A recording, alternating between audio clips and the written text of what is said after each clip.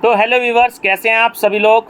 मैं डॉक्टर पवन ओबराय आप सभी का एक बार फिर से अपने YouTube channel study with doctor Pawan Oberoi पे स्वागत करता हूं। तो स्टूडेंट्स के मैसेज आ रहे हैं कि सर वाइवा स्टार्ट हो गए हैं, कुछ बता दीजिए। तो देखिए स्टूडेंट्स, वाइवा से रिलेटेड मैंने 2 वीडियो ऑलरेडी आपको बता रखी हैं। जो बच्चे ग्रुप में ऐड हैं तो उन सब ने वीडियो देखी भी हैं, और 2 दिन पहले मैंने एक वीडियो और बनाई थी जिस पर काफ़ी सारे अच्छे व्यूज़ मिल चुके हैं।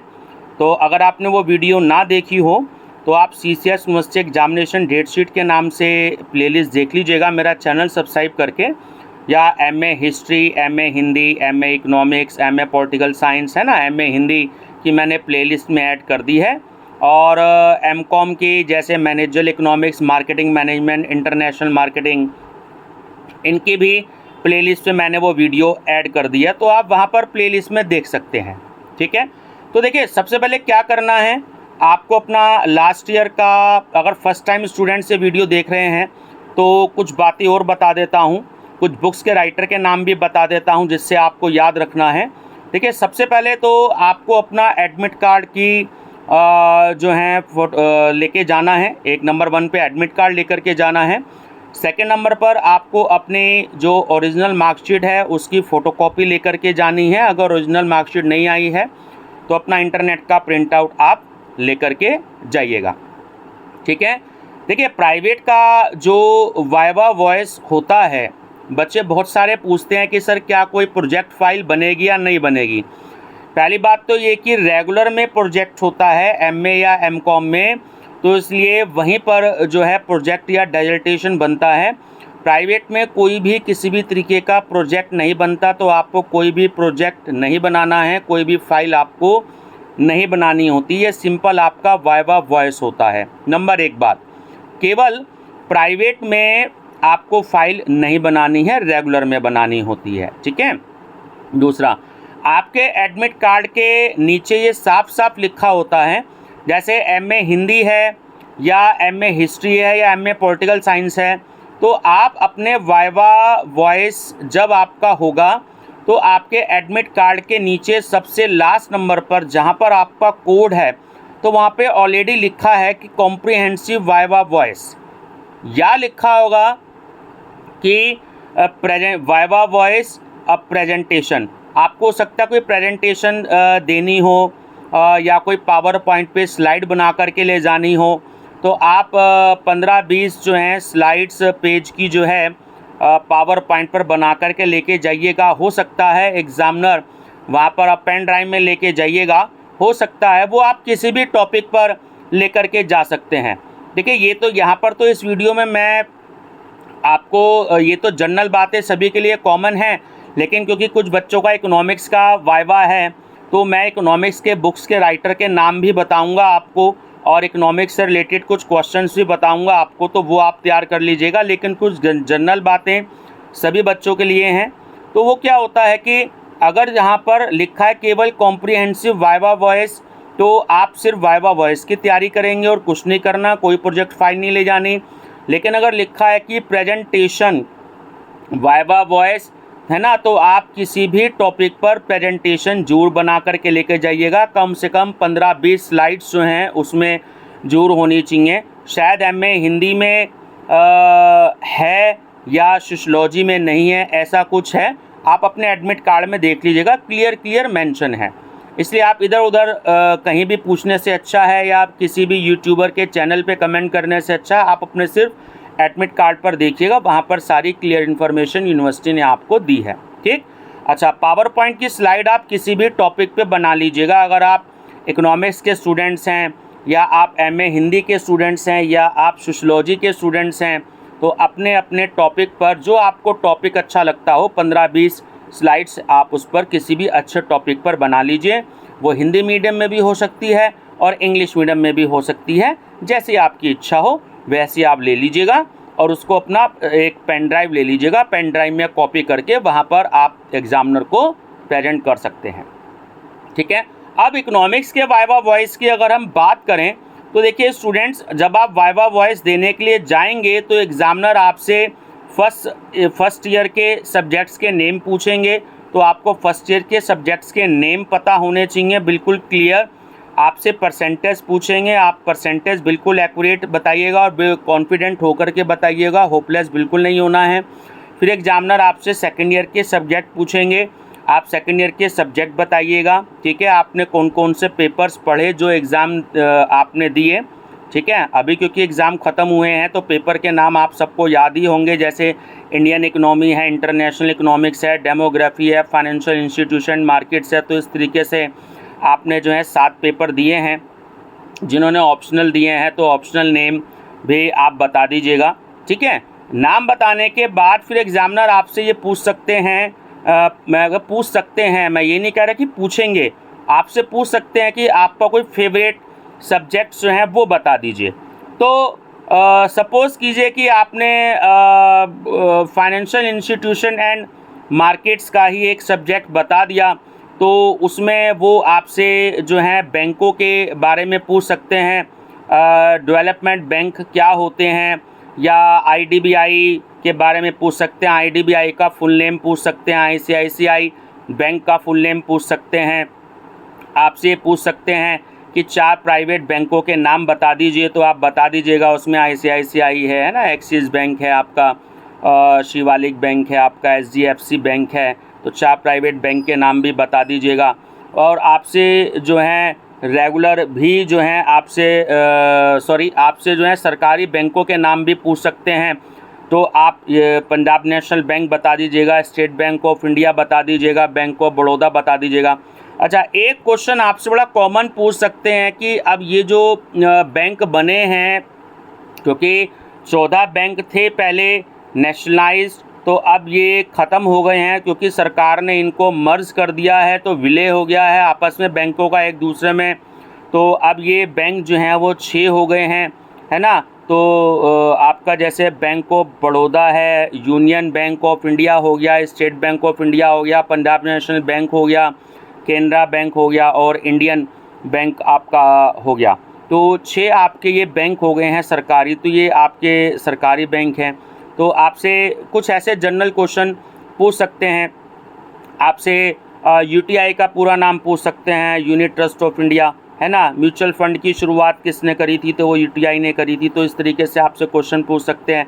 एलआईसी के बारे में आपसे क्वेश्चन पूछ सकते हैं, ठीक है। Life insurance corporation of India कि इसके इस्टेब्लिशमेंट कब हुआ था, तो 1956 में हुआ था। रिज़र्व बैंक ऑफ इंडिया के बारे में पूछ सकते हैं आपसे कि सेंट्रल बैंक कौन सा है, तो सेंट्रल बैंक देखिए यानी कि बैंकों का बैंक या केंद्रीय bank reserve bank of India है, हेड ऑफिस इसका जो है मुंबई में है। ये जनरल बातें हैं, आपसे जो हैं पूछ लेंगे एग्जामिनर आपसे, तो आपको ये बातें पता होनी चाहिए, ठीक है। और कोई और सब्जेक्ट आपसे फेवरेट पूछ सकते हैं, या कोई जनरल टॉपिक पर भी आपसे पूछ सकते हैं कि what is the difference between micro economics and macro economics. आपसे डिफरेंस पूछ सकते हैं कि बिज़नेस इकोनॉमिक्स का दूसरा नाम क्या है, तो वो मैनेजरल इकोनॉमिक्स होता है। आपसे जो है क्वेश्चन पूछ सकते हैं कि ड्यूरेबल गुड्स और जो नॉन ड्यूरेबल गुड्स होते हैं वो क्या क्या होते हैं। तो पता ही होगा आपको, ड्यूरेबल गुड्स वो होते हैं जिसका यूज़ हम बहुत ज़्यादा टाइम के लिए कर सकते हैं, नॉन ड्यूरेबल गुड्स वो होते हैं जो हम एक ही बार हमने उसका यूज़ किया और वो ख़त्म हो गया। जैसे मार्केट से ब्रेड लेकर के आए, वो हमने खा ली तो ख़त्म हो गई, ठीक है। हमने चाय पी, ख़त्म हो गई। कोल्ड ड्रिंक ख़रीद के ले आए हम और वो हमने पी ली तो ख़त्म हो गया, तो नॉन ड्यूरेबल गुड्स हो गया। सपोज़ कीजिए कि हम एग्ज़ाम्पल लें, अगर हम बर्तन ले लें तो हमने प्लेट में रख कर के खाया, तो अब खाना तो हम दिन में 3 बार या 4 बार ही खाया हमने, तो प्लेट्स हमारी क्या हो गई है, खाने के जो बर्तन हो गए, यूटेंसिल्स हो गए, वो हमारे ड्यूरेबल गुड्स हो गए, क्योंकि वो बहुत ज़्यादा लॉन्ग टाइम तक चलेंगे। तो ऐसे ही आपसे नॉर्मल क्वेश्चंस वो भी एग्जामिनर आपसे पूछ सकते हैं, कोई बहुत ज़्यादा टिपिकल क्वेश्चंस आपसे नहीं पूछेंगे, ठीक। तो फेवरेट सब्जेक्ट्स पूछ भी सकते हैं, नहीं भी पूछ सकते, कॉमन टॉपिक भी पूछ सकते हैं। जैसे आजकल न्यूज़ में बहुत सारी चीज़ें आती हैं जो जनरली सबको पता होनी चाहिए कि इंडिया का सबसे बड़ा जो कमर्शियल बैंक है वो कौन सा है। तो स्टेट बैंक ऑफ इंडिया जो है वो सबसे बड़ा कमर्शियल बैंक है ना। जितने भी स्टेट बैंक थे तो वो स्टेट बैंक सारे आपस में मर्ज हो गए हैं, तो स्टेट बैंक इस समय हो गया है। अच्छा, आपसे स्टॉक एक्सचेंज के बारे में पूछ सकता है ना। सेकेंडरी मार्केट आपसे पूछ सकता है क्या होता है, प्राइमरी मार्केट है वो क्या होता है। तो ये थोड़ा सा आप क्वेश्चंस थोड़ा सा किताबों में या जो भी कोई आपके पास स्टडी मटेरियल है इनको आप देख सकते हैं। Bombay stock exchange full name होता है BSE का, है ना, बॉम्बे स्टॉक एक्सचेंज हो गया आपका। तो सबसे बड़े 2 स्टॉक एक्सचेंज के बारे में आपसे पूछ सकता है। अच्छा, आपसे एक क्वेश्चन ये भी पूछ सकते हैं एग्जामिनर के स्टॉक एक्सचेंज पर कंट्रोल कौन करता है। तो जो सेबी होती है, SEBI आपने पढ़ा होगा, security and exchange board of India, तो ये कंट्रोल करती है सेबी पर। ठीक, तो ये जनरल ही क्वेश्चन है, आपसे पूछ सकते हैं। इंडियन इकनॉमी से रिलेटेड भी आपसे पूछ सकते हैं। इंडियन इकनॉमी अगर कोई फेवरेट सब्जेक्ट बताता है तो उससे रिलेटेड पूछ लेंगे। मैनेजरल इकनॉमी, मैनेजरल इकनॉमिक्स से रिलेटेड पूछ सकते हैं आपसे, अगर आप उसको बताते हैं। अब मैनेजरियल इकोनॉमिक्स में आपने परफेक्ट कंपटीशन भी जो है आपने पढ़ा होगा, और इम्परफेक्ट कंपटीशन या मोनोपोलिस्टिक कंपटीशन भी आपने पढ़ा होगा, ओलिगोपोली पढ़ा होगा, मोनोपोली पढ़ा होगा, और आपने ओलिगोपोली के साथ ड्यूलोपोली भी पढ़ा होगा। तो इससे रिलेटेड आपसे क्वेश्चंस पूछ लेंगे। अपॉर्चुनिटी कॉस्ट बहुत इम्पोर्टेंट है, वो आपसे क्वेश्चंस पूछ सकते हैं, है ना। ये अगर आप चाहे बताओ या ना बताओ तो जनरल क्वेश्चन है, 4-5 क्वेश्चन तो देखिए एग्जामिनर आपसे पूछेंगे ही। तो परफेक्ट कंपटीशन, इम्परफेक्ट कंपटीशन, है ना, और मोनोपोली, तो थोड़ा थोड़ा सा इनके बारे में मीनिंग पढ़ लीजिएगा। लॉ ऑफ डिमांड पूछ लेंगे आपसे। अच्छा, आपसे पूछ सकते हैं कि गिफिन पैराडॉक्स क्या होता है, जिसे हम हिंदी में कहते हैं गिफिन का विरोधाभास। तो ये थोड़ा सा आप पढ़ लीजिएगा। एक वीडियो में इतने सारे आंसर बता पाना थोड़ा सा पॉसिबल नहीं है मेरे लिए भी। तो ये मैं आपको इम्पोर्टेंट क्वेश्चंस बता रहा हूँ। जो भी कोई आप थोड़ा सा ये जनरल क्वेश्चन है, वैसे आपको पता ही होंगे, एक बार बस इन्हें रिवाइज कर लीजिएगा, है ना। इलास्टिसिटी ऑफ डिमांड है, इसके बारे में टीचर्स जो हैं वो पूछ लेते हैं, तो इसको आप पढ़ लीजिएगा थोड़ा सा, है ना। मार्शल और ये भी टीचर पूछ लेते हैं कि मार्शल और जो रॉबिन्स की जो डेफिनेशन है उनमें बेसिकली डिफरेंस क्या है। और बड़ा नॉर्मल सा क्वेश्चन भी कभी कभी अगर स्टूडेंट्स जवाब नहीं दे पाते हैं तो ये भी पूछ लेते हैं कि भाई who was the father of economics. तो एडम स्मिथ हैं, ये आप सब जानते ही हैं। तो इन्होंने जो वेल्थ ऑफ नेशंस जो बुक लिखी थी उसका आप पूरा नाम जरूर याद कर लीजिएगा। और एक क्वेश्चन और भी पूछ लेते हैं कि मार्शल ने जो बुक लिखी थी इकोनॉमिक्स पे, वो प्रिंसिपल्स ऑफ इकोनॉमिक्स भी लिखी थी। तो ये कुछ ऐसा एग्जामिनर क्वेश्चन जनरली पूछ लेते हैं। तो आप सभी स्टूडेंट्स ये ऐसी तैयारी जो है पूछते। अच्छा, 2021 की जनगणना जो है वो अभी हुई नहीं है, तो ये जितने भी हमसे जो भी क्वेश्चंस पूछे जाते हैं ये 2011 की जनगणना के आंकड़ों के आधार पर ही, डेटा के आधार पर ही जो है क्वेश्चंस जो है वो हमसे पूछे जाते हैं। तो ये क्वेश्चंस आप थोड़ा सा रिवाइज़ कर लीजिएगा, इनको देख लीजिएगा, क्योंकि कल 8 मई 2024 है। तो हो सकता है कि शायद किसी कॉलेज में वाइवा हो, क्योंकि मैसेज था तो मैंने सोचा कि इसके बाद भी वाइवा होते जाएंगे तो एक वीडियो मैं बना दूं इकोनॉमिक्स के ऊपर, क्योंकि बच्चे अक्सर कहते हैं कि सर क्वेश्चंस बता दीजिए कि क्या क्या एग्जामिनर पूछ सकते हैं। तो ये कुछ क्वेश्चंस मैंने आपको बता दिए। थोड़ा सा शेयर मार्केट के बारे में स्टूडेंट्स ज़रूर पढ़ लीजिएगा। अच्छा, निफ्टी के बारे में ज़रूर पढ़ लीजिएगा, ठीक है। दलाल स्ट्रीट बॉम्बे की जो ये है ना, तो थोड़ा सा आप इनके बारे में ज़रूर पढ़ लीजिएगा, सारे कॉमन क्वेश्चंस हैं। और ये जो आपका एक कॉमन सब्जेक्ट है पब्लिक इकोनॉमिक्स, एक्चुअली क्या है, जो पब्लिक इकोनॉमिक्स है ये आपने अगर बीकॉम करी हो या सब्जेक्ट का नाम सुना हो पब्लिक फाइनेंस, बीए पढ़ी हो, तो ये पब्लिक फाइनेंस ही है। उसका इन्होंने एमए में नाम चेंज करके पब्लिक इकोनॉमिक्स कर दिया है। तो अगर आपसे ऑथर का नेम पूछे, मैं यहाँ 5-6 बुक्स आपको बता देता हूँ, क्योंकि कुछ बच्चों के मैसेज थे कि सर कुछ ऑथर्स के नाम बता दीजिए। जैसे मैंने अपनी पिछली वीडियो में कम से कम 10 ऑथर की रिसर्च मैथोलॉजी के नाम बताए। देखिए, एक बात मैं आपको बता देना चाहता हूँ, कुछ बच्चे कहते हैं ये बुक्स को प्रमोट कर रहे हैं। बुक्स को प्रमोट करने वाली फ़िलहाल ये कोई भी स्थिति नहीं है, कोई भी मंशा नहीं है, क्योंकि ये बहुत पुरानी बुक्स मेरे पास में रखी हुई हैं। ऑलरेडी ये बुक मार्केट में बहुत ज़्यादा बिकती हैं और नाम से बिकती हैं, और हर कॉलेज की लाइब्रेरी में ये बुक्स होती हैं। तो इसलिए कुछ स्टूडेंट्स ऐसे भी हैं जो सिर्फ यही कहते हैं कि सर जो है आप बुक्स प्रमोट कर रहे हैं। तो यहाँ पे बुक्स प्रमोट करने का कोई भी फ़िलहाल इन वाइवास की वीडियो में तो कोई भी काम नहीं है, केवल आप बच्चों की हेल्प के लिए इन बुक्स के ऑथर्स के नेम और पब्लिकेशन बताए जा रहे हैं। और एक कमर्शियल वीडियो में एक ये भी बता दूं, अगर थोड़ा सा दिमाग, क्योंकि पीछे 2-3 वीडियो में पीछे की जो मैंने वीडियो 2 दिन पहले बनाई तो उसमें 2-3 बच्चों ने मैसेज किया कि सब बुक्स को आप प्रमोट कर रहे हैं। तो एक थोड़ा सा दिमाग लगा कर के जो है सोचेंगे कि कभी भी एक वीडियो में ना किसी भी एक ही पब्लिशर की बुक्स का ऐड किया जाता है, अगर किया जाता है तो कभी भी 8-10 ऑथर की या पब्लिशर की बुक्स के ऐड नहीं किए जाते। जो ये वाइवास की मेरी वीडियो चल रही हैं इसमें अलग अलग पब्लिकेशंस की, अलग अलग सब्जेक्ट्स की वीडियो चल रही हैं, तो थोड़ा सा कमेंट देने से पहले दिमाग भी लगा लेना चाहिए फ़िलहाल।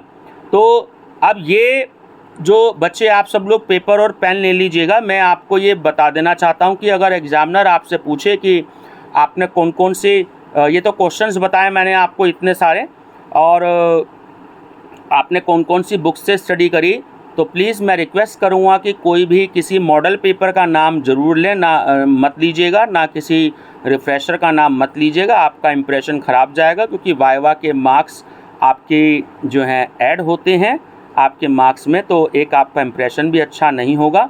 और क्योंकि आप में से ही बहुत सारे लोग फ्यूचर में टीचर भी बनेंगे, तो अगर आपको राइटर के नेम ना पता हो तो ये मैं आपको बता रहा हूँ। 5-6 बुक्स मैंने अपने पास में ढूंढ के निकाली हैं, कुछ पुरानी बुक्स भी हैं जो ये मेरे पास रखी थी। जनरली ये मार्केट में भी बहुत कम मिलती हैं, तो ये मैं आपको बता देता हूँ। देखिए कुछ एक ये है मैनेजरियल इकोनॉमिक्स। देखिए मीडियम का कोई फ़र्क नहीं पड़ता, चाहे वो इंग्लिश मीडियम का बच्चा हो तो वो भी हिंदी में नाम बता सकता है, चाहे वो हिंदी मीडियम का बच्चा हो तो अगर इंग्लिश मीडियम वाली बुक मैं रेकमेंड करूँ तो उसका नाम बता सकता है। तो इसलिए मीडियम का कोई फ़र्क नहीं पड़ता। वहाँ पर एग्जामिनर आपसे वाइवा लेते समय ये नहीं पूछेंगे कि आपका मीडियम हिंदी रहा है या इंग्लिश रहा है। तो मुझे इस समय मेरे पास जल्दी में जो बुक्स मिली मैंने वो ले ली हैं। आपको सिर्फ बुक्स का नेम याद रखना है और ऑथर और पब्लिकेशन नाम याद रखना है, ठीक है ना। तो ये मैनेजरियल इकोनॉमिक्स जो आपका कंपलसरी पेपर है ना, तो इसके ऑथर के नेम लिख लीजिएगा। इसके ऑथर के नेम हैं डॉक्टर M.L. शर्मा और डॉक्टर B.K. केजरीवाल, ठीक है। ये देख लीजिए, सामने स्क्रीन पर रख देता हूँ, डॉक्टर M.L. शर्मा और डॉक्टर B.K. केजरीवाल। तो ये साहित्य भवन पर बुक है ये, ठीक है। देखिए ऊपर दे रखा है यहाँ पर साहित्य भवन, और ये आप सबको पता है कि आगरा का पब्लिकेशन है। सेम एक बुक मेरे पास ऐसी इंग्लिश मीडियम में भी और मुझे मिल गई, सामने मेरे पास रखी हुई थी। बहुत फेमस बुक है, हर कोई इनको जानता है ना। इनको भी जानते हैं जो मैंने बताई हिंदी मीडियम में, और इनको तो खैर हर कोई जानते हैं। इकोनॉमिक्स और कॉमर्स के टीचर डॉक्टर P.N. अरोड़ा, और मैनेजरियल इकोनॉमिक्स है और बहुत ही जाना माना पब्लिकेशन है। देखिए कल्याणी पब्लिकेशन है, ठीक। और मैं आपको ये चीज़ बता देता हूँ, ये देखिए इनका नेम है डॉक्टर P.N. अरोड़ा, ठीक। तो कल्याणी पब्लिकेशन लुधियाना का है, नाम याद रखिएगा। बहुत ही फेमस ऑथर हैं, बहुत ही बढ़िया ऑथर रहे हैं। एक बुक मेरे पास में और है, देखिए बहुत ही कॉमन चलती है इंडिया में, भारतीय अर्थव्यवस्था। ये हिंदी मीडियम और इंग्लिश मीडियम दोनों में आती है, ठीक। इंग्लिश में इंडियन इकोनॉमी और हिंदी में भारतीय अर्थव्यवस्था, ठीक है। बुक के ऑथर हैं रुद्रदत्त और K.P.M. सुंदरम। ये देखिए यहाँ पर ऑथर के नेम है, और S. चांद जो हैं इनके जो है पब्लिकेशन है। तो बहुत फेमस बुक है, आप में से बहुत सारे बच्चों ने नाम भी सुना होगा, नेट पे तुरंत सर्च कर सकते हैं, ठीक है। ऑल ओवर इंडिया लेवल पर बुक ये बिकती है। एक बुक मेरे पास और डेमोग्राफी की है, ठीक है। तो डेमोग्राफी का ये सब्जेक्ट है, आप सब लोगों ने पढ़ा ही है। तो डेमोग्राफी की बुक भी है, काफ़ी सारी बुक चलती है, और ये भी बड़े फेमस ऑथर रहे हैं। ऑल ओवर इंडिया में इन ऑथर को जो है सारे लोग पहचानते हैं, जानते हैं। Doctor V.C. सिन्हा और डॉक्टर पुष्पा सिन्हा, ठीक है ना। तो वाइस चांसलर रहे हैं, तो आप बेधड़क इनका नाम ले सकते हैं। Doctor V.C. सिन्हा, मयूर पेपरबैक्स, नोएडा में, नोएडा का पब्लिकेशन है मयूर पेपरबैक्स, ठीक है। तो डेमोग्राफी हिंदी इंग्लिश दोनों मीडियम में आती है। अच्छा, एक बुक और है मेरे पास, इंटरनेशनल इकोनॉमिक्स, ठीक। बहुत ही फेमस ऑथर रहे हैं ये। इंटरनेशनल इकोनॉमिक्स की हिंदी मीडियम में बुक रही है, और लक्ष्मी नारायण पब्लिकेशन पर है बुक, आगरा का है। और इसके जो ऑथर हैं वो हैं HS अग्रवाल और CS बरला। ठीक है, ये देखिए इनके ऑथर हैं HS अग्रवाल और CS बरला। ठीक है स्टूडेंट्स, तो ये आपका आगरा का पब्लिकेशन है, लक्ष्मी नारायण अग्रवाल आगरा। और जो ये लक्ष्मी नारायण अग्रवाल जो पब्लिकेशन है इकोनॉमिक्स का, हर एक टीचर इस पब्लिकेशन से परिचित है। और इनके जो बहुत ही फेमस ऑथर रहे हैं मैं आपको बता दूं, डॉक्टर ML सेठ और डॉक्टर TT सेठी, ये दो ऑथर के नाम आप और याद कर लीजिएगा। डॉक्टर ML सेठ और डॉक्टर TT सेठी, बहुत सारी किताबें, micro economics, macro economics, international economics, ये देखिए यहाँ पर पीछे ऐड जो हैं दे रखे हैं। अगर भूले से भी अगर आप जो है नाम याद ना आए ना तो आप जो है इनका नाम बता सकते हैं, तो इन्होंने लिखी हुई है। और बता दूं, ये जो नाम मैंने आपको बताया ना, डॉक्टर VC सिन्हा, अगर आप भूल जाए ना नाम इकोनॉमिक्स की, जैसे इंटरनेशनल इकोनॉमिक्स हो गया, माइक्रो इकोनॉमिक्स हो गया, मैक्रो इकोनॉमिक्स हो गया, डेमोग्राफी हो गया, तो डॉक्टर VC सिन्हा का नाम ले दीजिएगा। और पब्लिकेशन है इनका राजीव SVPD पब्लिकेशन आगरा। चलिए एक बुक और मैं देता हूँ, ये हिंदी इंग्लिश दोनों मीडियम में आती है। तो इंग्लिश मीडियम की मुझे मिल गई थी, न्यू एडिशन है ये मेरे पास में, फाइनेंशियल इंस्टीट्यूशन एंड मार्केट्स। ठीक है, कल्याणी पब्लिकेशन लुधियाना पर किताब है, बहुत और बहुत अच्छी किताब है। जो लोग नेट या PhD की भी आगे तैयारी करें तो मैं सजेशन दूंगा कि आप इन बुक्स को पढ़ सकते हैं। ऑथर हैं इसके शशि के गुप्ता, निशा अग्रवाल और प्रीति गुप्ता। ठीक है, ये देखिए ऑथर के नेम दे रखे हैं, आप यहाँ से नोट कर सकते हैं। तो ये स्टूडेंट्स मैंने आपको बता दिया। और देखिए जो मैं बता रहा था ना पब्लिक फाइनेंस, ये आपका मेरे पास एक किताब रखी थी, सोचा मैं आपको ये दिखा दूँ। इसके ऑथर हैं RK Lekhi, doctor RK Lekhi, और ये भी कल्याणी पब्लिकेशन पर बुक है, कल्याणी पब्लिकेशन लुधियाना पर ये बुक है। तो पब्लिक फाइनेंस को ही नाम चेंज करके इन्होंने MA में जो है पब्लिक इकोनॉमिक्स कर दिया है। ये मैंने कुछ बुक्स के नाम आपको बताए है ना लास्ट के 5-7 मिनट की वीडियो में। उससे पहले मैंने कुछ क्वेश्चंस बताए। क्वेश्चंस देखिए और भी ज़्यादा हो सकते हैं, क्योंकि जो है और जो इस समय वीडियो बनाते समय मेरे माइंड में है वो मैंने आपको बताए। आप ऐसे ही कुछ जनरल क्वेश्चन ज़रूर कर लीजिएगा। देखिए बैंकों के बारे में क्वेश्चन ज़रूर स्टडी कर लीजिएगा, और प्राइवेट बैंकों के बारे में क्वेश्चंस ज़रूर पढ़ लीजिएगा। शेयर मार्केट के बारे में क्वेश्चंस ज़रूर पढ़ लीजिएगा। फॉरेन ट्रेड के बारे में क्वेश्चंस ज़रूर पढ़ लीजिएगा। फॉरेन ट्रेड या इंटरनेशनल ट्रेड एक ही बात होती है ना। और GDP से रिलेटेड अक्सर जो है टीचर क्वेश्चंस पूछ लेते हैं, तो GDP से रिलेटेड भी आप पढ़ लीजिएगा। अगर आपके पास इंडियन इकोनॉमी की बुक ना हो तो अगर बिज़नेस एनवायरनमेंट की भी बुक हो तो वो भी चलेगी, क्योंकि इंडियन इकोनॉमी का ही दूसरा नाम बिज़नेस एनवायरनमेंट है। ठीक है, तो बिज़नेस एनवायरनमेंट से भी ले लीजिएगा। बस बिज़नेस एनवायरनमेंट में थोड़े से कम टॉपिक होते हैं और इंडियन इकोनॉमी में थोड़े से टॉपिक्स ज़्यादा होते हैं, तो आप उसको भी स्टडी कर सकते हैं। पॉवर्टी पे कर सकते हैं, अनएम्प्लॉयमेंट पर कर सकते हैं। BPL का पूरा नाम पूछ लेते हैं, बिलो पॉवर्टी लाइन, है ना। तो BPL से रिलेटेड आप पढ़ लीजिएगा, अनएम्प्लॉयमेंट से रिलेटेड आप पढ़ लीजिएगा, पॉवर्टी से रिलेटेड पढ़ लीजिएगा। मॉनेटरी पॉलिसी हमारे बैंक में कौन बनाता है, तो वो रिज़र्व बैंक ऑफ इंडिया बनाता है। तो इसमें CRR का पूरा नाम आप कैश रिज़र्व रेशियो जैसे होता है, तो वो आप देख लीजिएगा। ठीक है, तो इसमें मॉनेटरी पॉलिसी को थोड़ा सा अच्छे से पढ़ लीजिएगा। मॉनेटरी पॉलिसी के क्या क्या उद्देश्य रहे हैं, यानी कि ऑब्जेक्ट्स क्या क्या रहे हैं, what are the objects of monetary policy. तो 5-6 ऑब्जेक्ट्स हैं, इनके स्टडी अच्छे से कर लीजिएगा, क्योंकि टीचर ये अक्सर पूछते हैं। ये वही क्वेश्चन है जो मैं आपको बता रहा हूँ। कई बार टीचर ये भी पूछ लेते हैं कि what is the difference between monetary policy and fiscal policy, है ना। तो मौद्रिक नीति और राजकोषीय नीति में अंतर क्या है, ठीक, ये भी क्वेश्चंस हैं। राजकोषीय नीति के बारे में टीचर आपसे मीनिंग पूछ लेंगे, है ना, और क्या होती है, हमारे देश की सरकार क्यों अपनाती है फिस्कल पॉलिसी, क्यों जरूरी है हमारे लिए। अच्छा, एक क्वेश्चन बड़ा नॉर्मल और है, मैं बताना भूल गया, मुझे याद आ गया कि इन्फ्लेशन क्या होता है और क्या क्या बेनिफिट्स होते हैं, क्या क्या लॉस होते हैं, और इन्फ्लेशन और डिफ्लेशन क्या होता है, मुद्रास्फीति और मुद्रा प्रसार, इन दोनों में अंतर क्या है।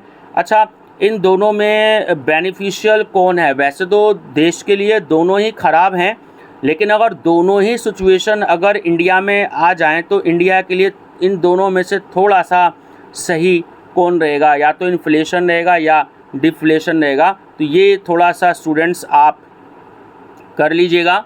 मैं समझता हूँ मैंने काफ़ी सारे क्वेश्चंस बता दिए हैं, और जितने इस समय मेरे पास माइंड में आए, म्यूचुअल फंड्स के बारे में ज़रूर पढ़ लीजिएगा, क्योंकि और हेल्थ इंश्योरेंस पॉलिसी के बारे में पढ़ सकते हैं, है ना। जनरल क्वेश्चन है, आजकल आप देख रहे हो टीवी पे खूब सारे एड्स आते हैं हेल्थ इंश्योरेंस पॉलिसी के। इनके 2-4 कंपनी के नाम भी पढ़ लीजिएगा, जैसे HDFC एर्गो है हेल्थ इंश्योरेंस का, है ना, स्टार इंश्योरेंस प्राइवेट लिमिटेड है।